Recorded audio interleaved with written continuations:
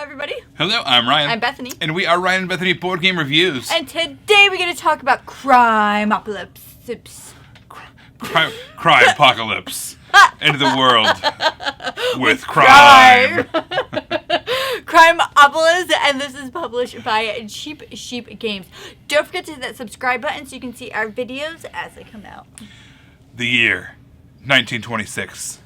Okay. The place, Off-Brand Chicago. No, Crimopolis. Oh, yeah. It has a name, Off-Brand Chicago. Oh. It's Crimopolis. So what you're doing is you are seeing all these other gangsters getting wealthy off of all this crime they're doing, and you want a piece of the action. So you start your own gang to compete with all of them. Let's see how you do in this world, and I'll show you how to play the game. All right, so the first thing I want to show you about Crimopolis is the church. This is the outer sidewalk of the church is the score track, and the courtyard. So we're going to hold all your tombstones, that you count your body count that you have people you killed.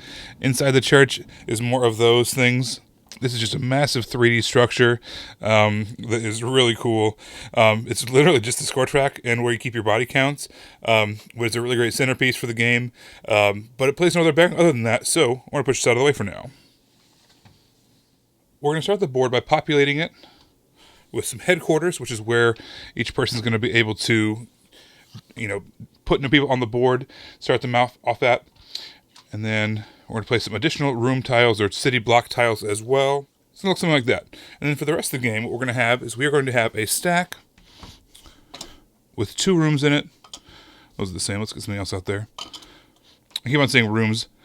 These are city blocks. And what's going to happen is whenever you get a chance to explore, you're going to take one of those 2 city blocks and place them wherever your meeple is on the board.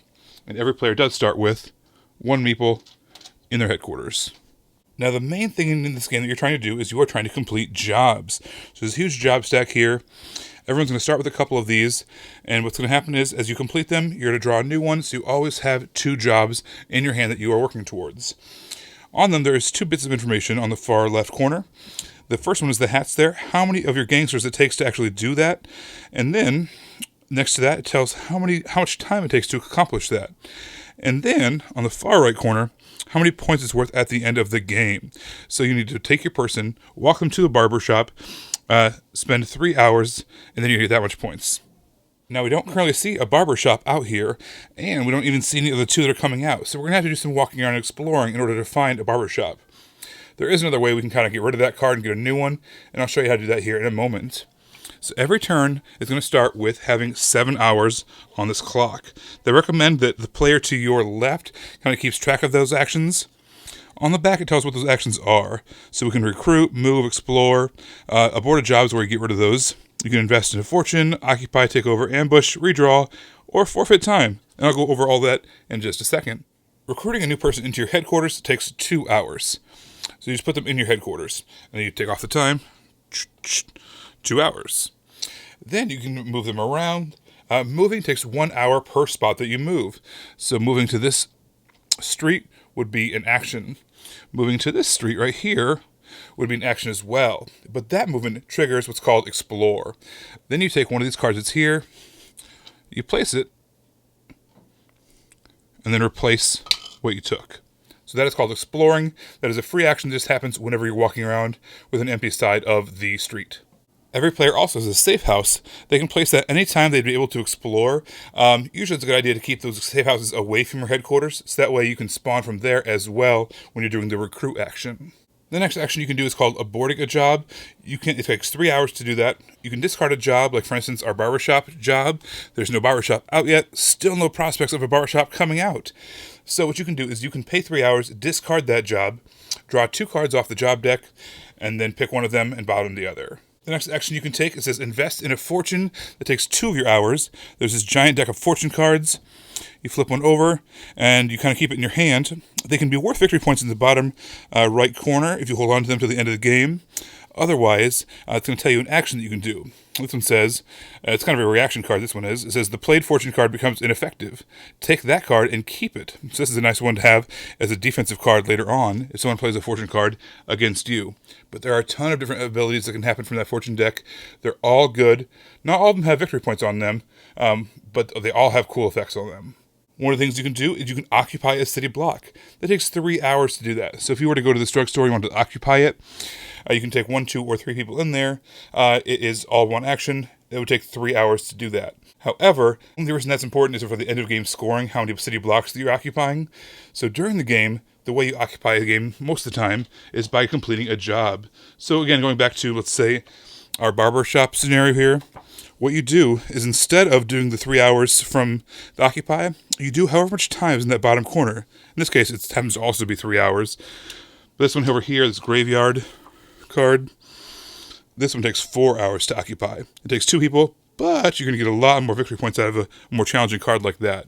So you can occupy either 3 hours and just take something over, or occupy via one of these job cards and do whatever it says and spend however much time it says.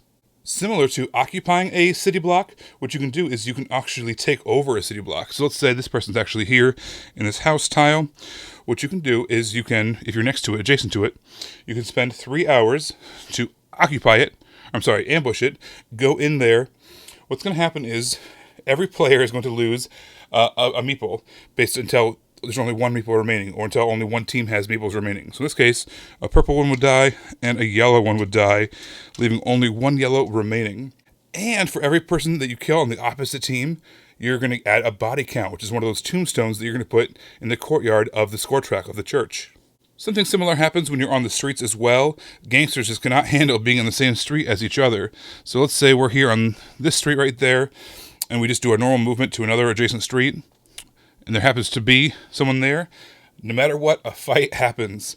And once again, you remove one of each color meeple that's involved in the fight until only 1 team's color remains. And same thing, you get a body count for each one of the opposite teams that you killed. But only the person doing the ambushing or doing the movement is going to get points for actually doing the killing, and therefore getting the tombstone in the graveyard. So those are all the actions. You have 7 hours to use on your turn. If for some reason you cannot use all 7 of your hours, you forfeit the remaining time, and that goes to the next player. So let's say you were only able to use 6 hours for some reason, and you couldn't figure out a way to use the 7th one. The next player would have 8 hours on their turn. So as the game goes on, you're going to be scoring all the job points that you earned on the score track on the outside of the church. When one player hits 21 points, that's going to trigger the end of the game. Every other player is going to get 1 additional turn, however, perhaps to catch up. At that point, you are going to add up all your points that you've earned through your jobs, that, again, happened on the score track. You're also going to get points for how many city blocks that you have occupied. Now, there's all these double city blocks like this.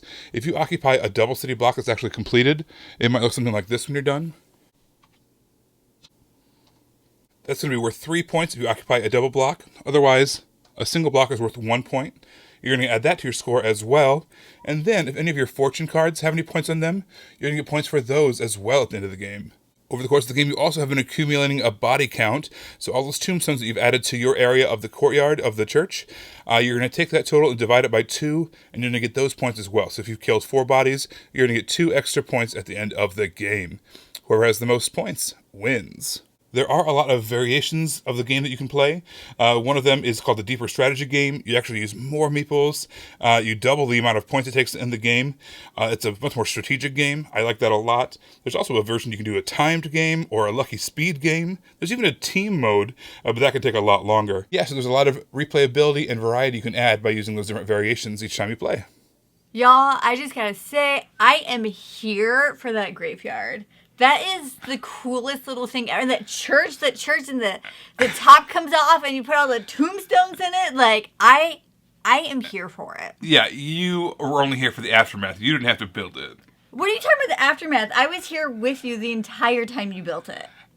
You're just watching. I was here for moral support. That's true. That needed a lot of moral support. That was, for whatever reason, for my brain, it was a challenging build. But they did have a cool, little QR code thing that you could scan and bring you to a video of how to build it, which I needed because I didn't want to screw it up. It's like a pretty permanent thing. Once you build it, you're done.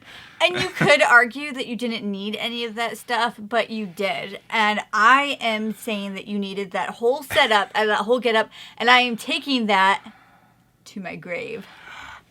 But Yeah, wholly unnecessary. Also, wholly amazing and wonderful, and looks fantastic. Yeah. It's just a score tracker, is really what it comes down to. It's so cool, though. It's fun. I like it. It looks great, and it fits thematically really well, too. Yes. Yeah. All right, so one thing I didn't mention in the overview was the newsflash cards.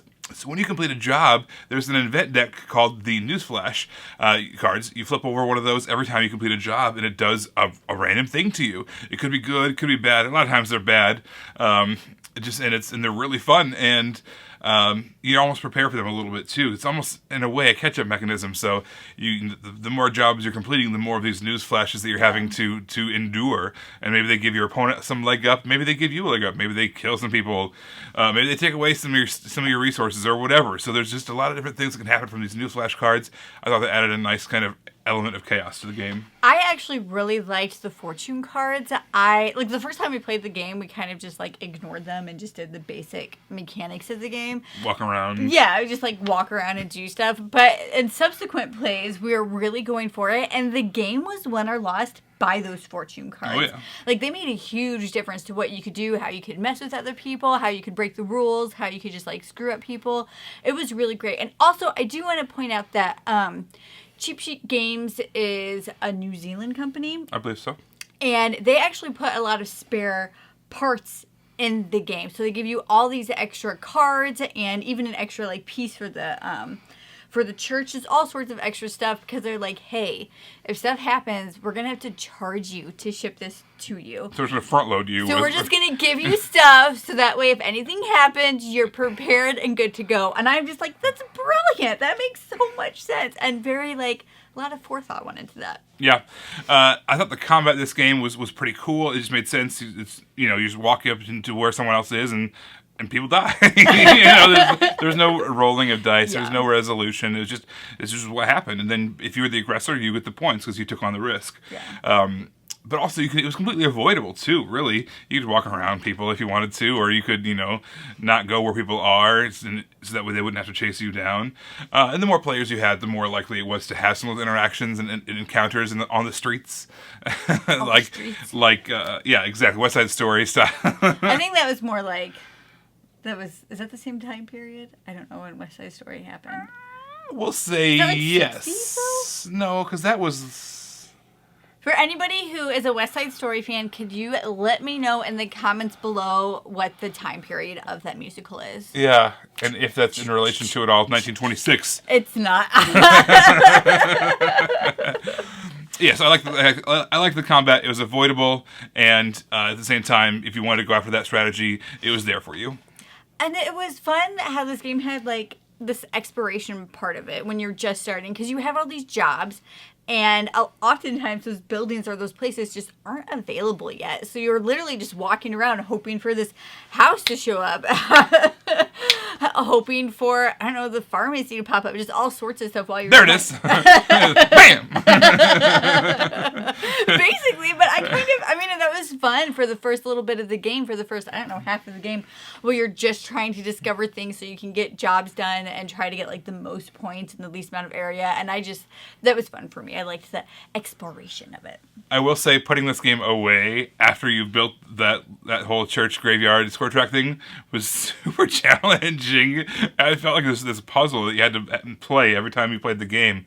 There is, I found later, obviously a chart on the back of the board, but you don't see that because it's face down. Yeah. But on the back of that board, if you flip it over, there's a chart telling you exactly where to put everything, and you do need to follow that pretty much exactly, or else it's not all going to fit properly. I thought they were going to do a video on there. Yeah, there's a spot, like a placeholder kind of a spot on their website for video coming soon, teaching how to put the game away. Yeah. So hopefully we see that soon, which will instruct me and all of us how to put it away. The video of how to build the church was really good. Yeah. Side note, guys, Ryan just wanted to wing it. And I was like, but there's this QR code here, and you should scan it. I'm glad I did, because I would have just jumped in, and I would have screwed it up, and yeah, no. Yeah, but it was really good, so I'm hoping that the other put it away will be just as helpful. Well, guys, I really enjoyed this one. The the theme isn't necessarily a theme it's just not a theme I gravitate towards, but We've gotten rid of games that had this kind of gangster theme before because they were over-sexualized or over-violent or whatever. I didn't feel that with this. I didn't feel like the artwork was crude or anything like that. And frankly, the little graveyard was awesome. It's like the darkest part of the whole thing. I know, but I was like, this is so cool. So I enjoyed it. The gameplay was good enough that it didn't even like matter. Like it just kind of made sense with what it was doing. Yeah, honestly, this is a fun one. We love tiling games. We love these kind of exploration games. There's even expansions as well to this game that kind of adds different elements as well. So overall, I thought this was a lot of fun. Well, thanks so much for watching. Don't forget to subscribe so you can see our videos as they come out. You can also find us on Facebook, where Ryan and Bethany Board Game Reviews. On Twitter, we're Ryan and Bethany 1. And on Instagram, we are Ryan and Bethany. All right, you guys, thanks for watching, and we will see you next time. Bye. Bye.